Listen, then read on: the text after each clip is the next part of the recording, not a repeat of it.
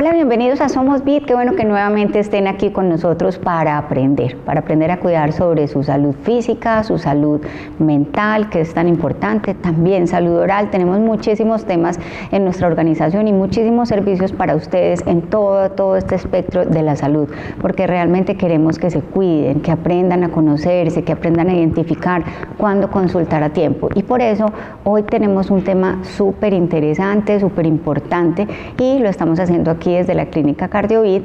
Vamos a estar hablando sobre el riesgo cardiovascular. ¿Alguna vez les han dicho que tienen riesgo cardiovascular? ¿O han oído alguna persona que digan, es que yo soy de alto riesgo cardiovascular? Bueno, pues hoy vamos a estar aprendiendo y entendiendo qué es tener un riesgo cardiovascular, alto, medio, bajo o tener riesgo cardiovascular. Y para eso hemos invitado a una de nuestras cardiólogas de la Clínica CardioVit. Ella es la doctora Clara Saldarriaga. Me complace muchísimo darle la bienvenida. Bienvenida, doctora. Hola, María Paola, muchas gracias. Como siempre, encantada de acompañarlos en estos programas tan importantes. Sí, doctora, muy importante esto, porque es que definitivamente un diagnóstico oportuno cambia completamente el panorama y las perspectivas para el tratamiento del paciente. Muy bien, doctora. Entonces, contémosle a nuestros televidentes qué es el riesgo cardiovascular, pues a qué hacemos alusión cuando estamos hablando de riesgo cardiovascular. Pero muy bien, te voy a poner un ejemplo como de la vida diaria.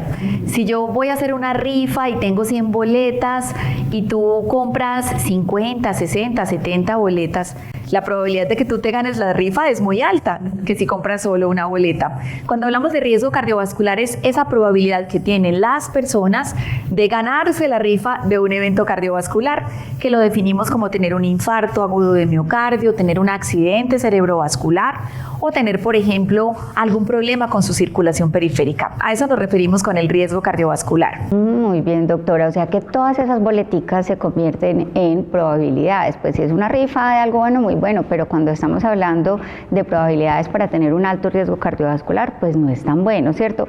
¿Qué nos hace tener entonces un alto riesgo cardiovascular, más probabilidades para ganarse esa rifa que no es tan chévere? Claro que sí, tú mencionas un concepto muy importante y es que no nos queremos ganar esa rifa, y de eso se trata la prevención.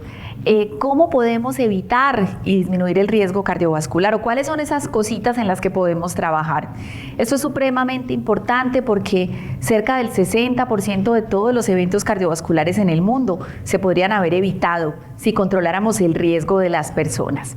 Todas esas cositas que nos hacen tener más probabilidad de tener un evento coronario, esas boletas, son, por ejemplo, la hipertensión mal controlada, la diabetes, tener obesidad, los problemas con el colesterol, fumar, ser sedentarios. Y bueno, ahora hay unos factores adicionales que se han relacionado como que también tienen importancia sobre el riesgo cardiovascular, que son, por ejemplo, el manejo del estrés y los ambientes en los que vivimos hoy en día, que están llenos de contaminación y ruido, también de alguna manera tienen alguna influencia sobre el riesgo cardiovascular. O sea que todo ese conjunto de enfermedades son como el gran paquete del riesgo cardiovascular, y pues entre más boleticas tengamos, más alto tendríamos el riesgo cardiovascular, ¿cierto? De acuerdo. ¿Cómo se mide? ¿Cómo se determina el riesgo cardiovascular? Bueno, tenemos varias escalas que utilizamos para las personas que nunca en su vida han tenido un evento. Esto es lo que se llama la prevención primaria, que le permiten a uno identificar, según la edad del paciente, según sus factores de riesgo, cuál es esa probabilidad que tiene durante los siguientes 10 años de tener un evento. Por ejemplo, hay algunas calculadoras. La Asociación Americana del Corazón recomienda una que se llama la ASCVD. Es un programa que hay incluso para el celular, donde uno puede incluir las variables del paciente y te va a dar un numerito mágico. Si estás por debajo del 5%, tu riesgo es bajo. Entre 5 y 10 es como una categoría que se llama límite. Arriba de 10 ya estamos en problemas, y si es más del 20%, definitivamente la probabilidad es muy alta de tener un evento cardiovascular. Esa es una manera objetiva de aproximarnos al riesgo. Esta escala se validó en nuestro país y mostró que tiene una buena aplicación para la población colombiana. Entonces creo que es una manera de aproximarse al riesgo de las personas. Muy bien, digamos que eso es algo que podemos hacer por nosotros mismos, ¿cierto? Y en la parte del diagnóstico, ¿cómo se identifica? ¿Cómo se llega al diagnóstico de la enfermedad cardiovascular? Es muy importante, como le digo siempre a los pacientes, las personas tienen que conocer sus números.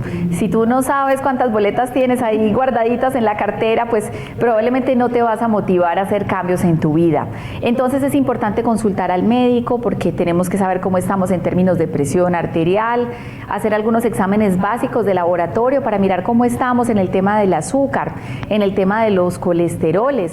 Adicionalmente vamos a necesitar pesarte, medirte, hacer algunas mediciones sobre cómo está distribuida la grasa corporal en los pacientes y por supuesto indagar un poquito sobre los hábitos de las personas. Entonces yo creo que aquí es clave consultar. Pero bueno, si usted nos está viendo en este programa ya sabe que si tiene algunas de las cositas que yo dije, probablemente está en dificultades y se está aumentando su riesgo cardiovascular. Doctora, o sea que ese grupo de enfermedades o boleticas, como le estamos llamando aquí en este programa, pues son, digamos, la hipertensión, la diabetes, ¿cierto? ¿Cuáles, digamos, serían como las más críticas, ¿cierto? Que cuando una persona las tiene, dice uno como, bueno, tiene 1, 2, 3, o sea, ya es hora de consultar, vaya inmediatamente. ¿Cuáles son? Yo creo que la diabetes es una de ellas. Definitivamente los pacientes diabéticos tienen un riesgo que es mucho más alto que la población general. Adicionalmente, el colesterol, el enemigo silencioso del que tanto hemos hablado, es otro de los factores de riesgo más importantes. Y por supuesto la presión mal controlada, esos 3. Pero recuerda que detrás del colesterol alto y el azúcar alto está muchas veces un problema de obesidad. Entonces yo creo que estos 4 son el top de las cosas que nos pueden aumentar el riesgo cardiovascular. Perfecto. También acuérdate que hicimos un programa de hipertensión pulmonar. Ustedes lo pueden consultar en el canal de YouTube de la organización BID, en donde está este programa tan interesante y todos los que hemos hecho de Somos BID, porque es que es muy importante aprender a tener la hipertensión controladita. Es supremamente importante y hay que saber hacerlo. Doctora, estos estilos de vida saludables, ¿qué tan relacionados están con las enfermedades y como digamos el aumento de ese riesgo? Totalmente. Como les decía, el énfasis actual es en la prevención. Si el 60% de estas enfermedades se pueden prevenir, yo creo que todos esos pesitos que tenemos para invertir en la salud de las personas, muchos de ellos deberían estar en la parte de la prevención. Los estilos de vida saludable deberían promulgar que las personas aprendieran a comer de una manera adecuada, que fueran más activas físicamente y por supuesto que aprendamos a manejar todo lo que está relacionado con el estrés y los hábitos que son inapropiados, como por ejemplo el consumo de tabaco, el consumo de alcohol. Creo que son las cosas más importantes en las que tenemos que trabajar. Incluso, mira qué bonito, María Paola, esto hay que empezarlo a trabajar desde que somos niños. Un niño que aprende a comer bien, pues nunca en su vida va a tener malos hábitos. Y además yo creo que una mamá se sentiría muy mal si su hijo llega a la casa y le dice, mami, ¿por qué estamos comiéndonos esta comida que no es adecuada para la salud? Entonces creo que todo esto debe empezar en la infancia, pero debe ser transversal a través de toda la vida de las personas. Total. Pues el convenio, hacer ese pacto con la familia de comer saludable, pues es fundamental, todo ese contexto familiar. Hay muchas recetas saludables en YouTube, muchísimas, podemos consultar, mirarlas y pues definitivamente tener hábitos de vida saludables. Por ejemplo, doctora, el ejercicio, ¿cierto? La actividad física, ¿qué tan importante es para un paciente con alto riesgo cardiovascular? Mira, el ejercicio es clave porque yo creo que no se han inventado una sola pastilla en el mundo que pueda reunir todas las ventajas que tiene el ejercicio para la salud.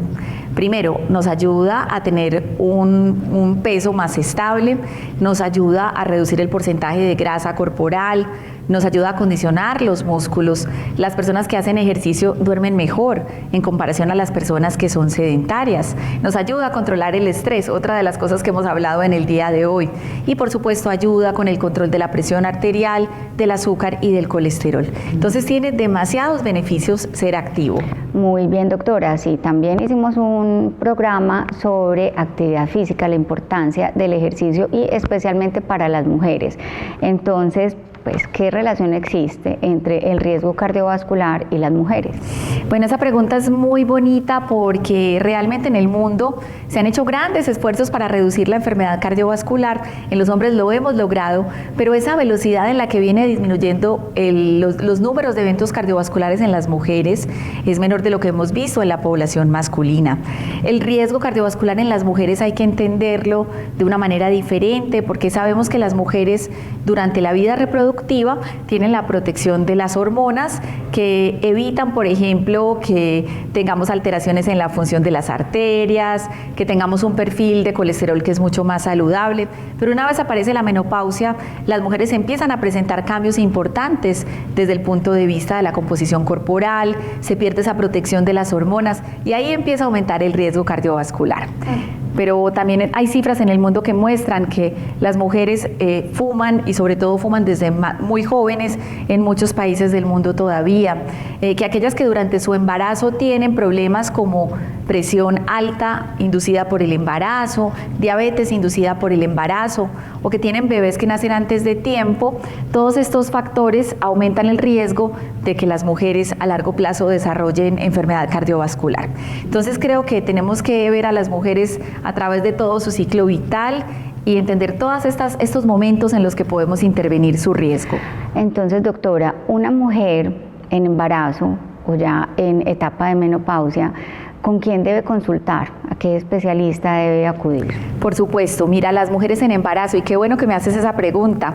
En este momento hay una campaña muy grande en el mundo para que las mujeres, si quieren tener hijos saludables, ellas mismas sean más saludables. Hay cifras que muestran que en Estados Unidos y Canadá el 50% de las mujeres se embarazan con sobrepeso. Y esto ya empieza a generar problemas para el embarazo y también para ellas. Creo que el mensaje más importante es, si una mujer planea embarazarse, el peso debe ser lo más normal posible, debería asistir a controles con su médico para estar seguros que estamos bien de presión arterial, de colesterol y que tenemos el riesgo controlado y, por supuesto, ser activas.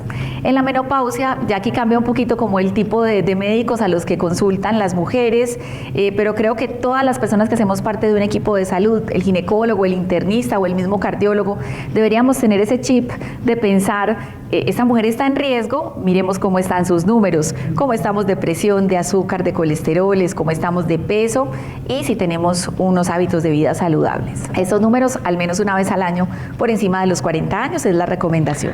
Muy bien, doctora. ¿Qué relación existe entre el riesgo cardiovascular y la insuficiencia cardíaca? Claro, la insuficiencia cardíaca es como la vía final de muchas enfermedades cardiovasculares. Si a mí me da un infarto, mi corazón queda débil y con el paso del tiempo yo voy a desarrollar insuficiencia cardíaca. Entonces, una de las maneras de prevenir la aparición de la insuficiencia cardíaca es precisamente controlando el riesgo cardiovascular de las personas. Bueno, doctora, ¿y entonces cómo controlarlo? Bueno, ¿cómo controlarlo? Primero hay que conocer cómo estamos en el tema de nuestros números, hacernos un perfil lipídico, medirnos el azúcar en la sangre, una medición de la presión arterial para saber si tenemos o no hipertensión y lo que nosotros podemos hacer desde el estilo de vida, actividad física, 150 minutos a la semana, la idea es que se puedan repartir en 3 a 5 sesiones. Siempre hemos dicho aquí, no vale el domingo juntar los 150 minutos. Antes esto puede ser peligroso para la salud. 2, la alimentación. Ahora es súper importante entender que deberíamos alimentarnos más con la comida real y menos con las comidas ultraprocesadas. Yo creo que un hábito muy saludable que deberíamos tener todos es aprender a preparar nuestros alimentos en la casa. Si uno incluye 5 porciones al día entre frutas y verduras, esto se llama la dieta DASH, puede aumentar el consumo de potasio en su dieta y eso tiene un efecto en reducir, por ejemplo, los valores de la presión arterial. Deberíamos procurar alimentarnos con un esquema parecido al que propone la dieta mediterránea, donde las carnes rojas deberían ser como lo que está en la puntica de la pirámide de la alimentación, la menor cantidad posible de carnes rojas, pero consumir granos, vegetales. Creo que todo esto es muy importante para podernos alimentar de una mejor manera. Evitar, por ejemplo, los embutidos, los alimentos que tienen grasa porque están hechos en inmersión, en aceite. Creo que todas estas son cosas que podemos hacer para mejorar nuestro riesgo. Y el sueño, no sé si sabías que hay estudios que muestran que la gente que no duerme bien también tiene más riesgo de tener eventos cardiovasculares. Entonces, procurar todos esos hábitos de la higiene del sueño también son muy importantes. Súper importante, ese es un tema fundamental. Vamos a hacer una pausa y ya regresamos para seguir aprendiendo sobre el riesgo cardiovascular.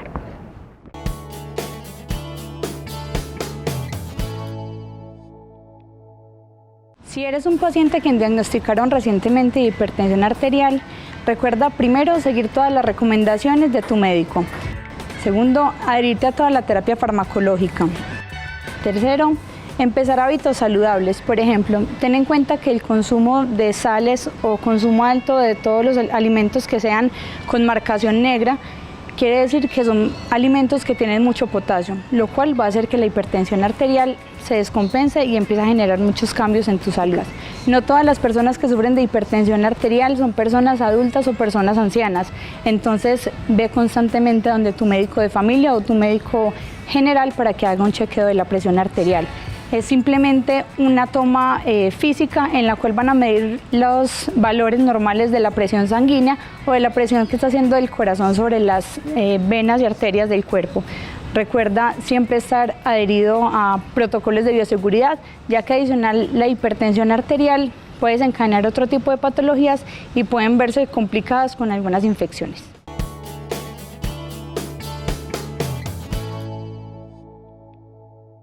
Muy bien, continuamos hoy aquí aprendiendo sobre el riesgo cardiovascular, a qué hace referencia, a qué conjunto de enfermedades nos pueden llevar a tener riesgo cardiovascular. Estamos aprendiendo precisamente hoy esto aquí con la doctora Clara Saldarriaga. Doctora, entonces, cuando nos hablan de riesgo cardiovascular y pues se refieren a ese conjunto de enfermedades o de boliticas como estábamos hablando, ¿qué nos puede llevar de ese conjunto de enfermedades a tener una insuficiencia cardíaca? Bueno, la insuficiencia cardíaca, para las personas que nos ven en el día de hoy, es una enfermedad donde el corazón puede tener dos problemas. No puede hacer bien su trabajo porque el músculo está débil, o es un corazón más rígido de lo normal, que por los mismos factores de riesgo cardiovasculares no tiene la capacidad de llenarse adecuadamente. Esta enfermedad se puede diagnosticar mediante la realización de un examen que se llama la ecocardiografía, donde vamos a mirar precisamente cómo está la función del corazón y vamos a mirar si tenemos un problema en la relajación o en la capacidad de bombear sangre del corazón. Doctora, últimamente en Medellín hemos observado muchos casos de personas jóvenes con accidentes cardiovasculares, ¿cierto? Con mucho riesgo cardiovascular. Pues ¿por qué? Si son personas jóvenes, pensaría uno que el riesgo cardiovascular está, digamos, como más hacia las personas mayores, pero hemos observado muchos casos de personas jóvenes con accidentes cardiovasculares. ¿Por qué está pasando esto? Claro, realmente los jóvenes no están exentos de tener un problema cardíaco. Lo que es diferente es que les enferma el corazón a las personas jóvenes. Yo te voy a dar aquí como algunos ejemplos. Yo puedo nacer con un problema congénito de mi corazón, algo de nacimiento que con el paso del tiempo va a hacer que yo desarrolle insuficiencia cardíaca. O la exposición a tóxicos, esto es algo muy importante. Las drogas que usan las personas, la cocaína, todo este tipo de drogas psicoactivas pueden lesionar el músculo del corazón y hacer que desarrollen insuficiencia cardíaca. Y los virus.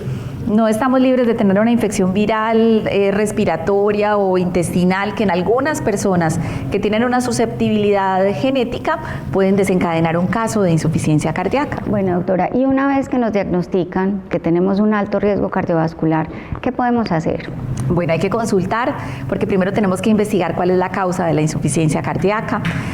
Las causas más importantes en el mundo son la enfermedad coronaria, cuando a uno le da un infarto del corazón se pone débil, pero la hipertensión es la segunda causa más frecuente. A veces mucha gente anda por ahí por la vida caminando con la presión alta y no se ha enterado. Y la tercera causa son las enfermedades de las válvulas del corazoncito. Entonces primero pensamos qué causó la insuficiencia cardíaca, miramos si se puede corregir la causa, porque si yo corrijo la causa, pues podría tener una recuperación de la función del corazón de los pacientes. Y afortunadamente ahora disponemos de muchos tratamientos para esta enfermedad que prolongan la vida de los pacientes. En algunas situaciones se mejora la función del corazón, dependiendo de cuál sea la causa. Yo creo que la causa aquí más desagradecida es cuando a uno le da un infarto, porque el corazón, digamos que se muere un pedazo del tejido y se forma una cicatriz y vamos a hacerle seguimiento a los pacientes. Algunos pueden recuperarse, pero otros pueden necesitar alternativas avanzadas, como un trasplante de corazón o el implante de un dispositivo de asistencia ventricular. Bueno, de hecho eso es algo súper novedoso aquí en nuestra clínica CardioVit. También quería preguntarle, doctora, ¿qué tan alta es la herencia? ¿Cuál es la incidencia de heredar estas enfermedades cardiovasculares? ¿Qué tanto influye? Por supuesto, la herencia también es otra de esas boleticas. ¿Y sabes cuál es la dificultad con la herencia? Que esa no la compramos nosotros, esa vino en nuestro material genético. Hay estudios que muestran que incluso uno puede tener una herencia, digamos que muy mala, de muchas personas con enfermedad cardiovascular, pero los buenos hábitos de alguna manera pueden modular un poquito ese efecto de la genética. Entonces, por eso siempre insistimos en el estilo de vida saludable. ¿Qué otros riesgos existen para que tengamos un alto riesgo cardiovascular? Claro que sí, ahora también, como les decía, se ha investigado mucho respecto a qué sucede con los ambientes en los que vivimos. ¿Qué sucede, por ejemplo, han hecho estudios en personas que viven cerca a aeropuertos gigantes del mundo, como por ejemplo el aeropuerto de Heathrow en Londres, donde todo el tiempo están despegando y aterrizando aviones, y han encontrado que todas esas personas que viven alrededor, el ruido aumenta la probabilidad de que estas personas desarrollen enfermedades como la hipertensión arterial. Segundo, la contaminación ambiental. No sé si sabías que también se ha reportado que en lugares del mundo donde hay mucha contaminación ambiental, las personas también empiezan a desarrollar marcadores inflamatorios y tienen más eventos cardiovasculares. Y por supuesto, como les decía, el estrés, qué tanto manejamos todo el estrés de la vida diaria, eso también se ha relacionado con aumentar el riesgo de tener enfermedad cardiovascular. Doctora, ¿y cuando es estrés, qué podemos hacer? ¿Cómo impacta esto? Bueno, yo creo que el estrés lo que hace es que genera liberaciones sostenidas de unas hormonas que se llaman las catecolaminas, que es lo que todos producimos cuando, por ejemplo, tú vas por la calle y sale un perro furioso y te ladra y tú te asustas y sales corriendo. Eso es digamos que una adaptación natural del cuerpo para huir. Pero si tú estás todo el tiempo sometida a estrés y todo el tiempo, y esto se vuelve una respuesta maladaptativa y tus niveles de catecolamina en plasma están elevados por mucho tiempo, pues tú puedes empezar a desarrollar, por ejemplo, enfermedades como la hipertensión, y si tienes placas en tus coronarias, esto puede hacer que se desestabilicen. ¿Cómo manejar el estrés? Hay estudios muy bonitos también que muestran que las personas que hacen yoga, meditación y aprenden a controlar todo esto pueden de alguna manera modular el impacto del estrés sobre la vida diaria. Yo creo que aquí tenemos que entender que vivimos en un mundo donde estamos enfrentados a muchos retos para mantener la salud, pero hacer ejercicio, aprender a controlar todas estas cosas con técnicas como mencionaba, como la meditación y el yoga, pueden ayudar a que podamos reducir ese impacto que tiene el estrés en la salud cardiovascular de las personas. Sí, también hay muchas aplicaciones, también hay muchos videos en YouTube que nos enseñan sobre esto. Es pues una muy buena oportunidad para explorar y mejorar esta situación. Doctora, por último, ¿qué recomendaciones nos daría? Bueno, yo creo que la más importante es motivarse. Si usted vio este programa hoy y entendió que tiene varias de esas boleticas guardadas en su bolso, pues motivémonos a cambiar, motivémonos a ser más activos, a comer mejor, a visitar a nuestro médico para mirar cómo estamos en los términos de nuestros números. Conozcamos nuestros números para que podamos trabajar en pro de nuestra salud cardiovascular. Bueno, doctora, la alimentación, ¿qué tan importante es? Y puntualmente la sal, ¿cómo influye en eso? Bueno, la sal ha demostrado tener un impacto en la aparición de enfermedades como la hipertensión arterial. Se ha demostrado que realmente las poblaciones que consumen sal, gramos por encima de lo que es recomendado saludable, por encima de 3 gramos, sobre todo tienen más riesgo de desarrollar hipertensión, y también se han hecho estudios con sales que son reducidas en sodio que muestran cómo se logra reducir la aparición de hipertensión arterial en las poblaciones que la consumen. Doctora, ¿y los niños, ellos también tienen riesgo cardiovascular? Por supuesto, ahora es un problema muy serio la obesidad infantil. Creo que hay una alarma muy grande en el mundo, porque yo estoy segura que tú y yo salíamos a correr y a montar en bicicleta cuando éramos niñas, pero los niños de hoy en día están siempre pegados a una pantalla, no hacen actividad física, se alimentan con cosas que no son las apropiadas. Yo creo que un niño que aprende a ser saludable desde pequeño probablemente va a conservar estos hábitos por el resto de su vida. Incluso hay un estudio muy bonito que se hizo en Bogotá, en un colegio, donde se hacía una intervención educativa en niños de entre los 3 y los 4 años y se seguían durante el tiempo, y lograron demostrar que estos niños tenían mejores hábitos y que además transformaban los hábitos de su familia. Bueno, doctora, muchísimas gracias por estar acá, por el tiempo, por ser tan clara y agradable con estas explicaciones. Muchas gracias por el tiempo. Gracias a ustedes por la invitación. Ustedes recuerden que este programa lo pueden ver también en el canal de YouTube de la organización BID, compartirlo, enviárselo a esas personas que sabemos que tienen un alto riesgo cardiovascular o a esas personas que quieren aprender más sobre este tema. El tema de la educación es un compromiso de todos, así que los esperamos en otro programa de Somos BID. Hasta entonces.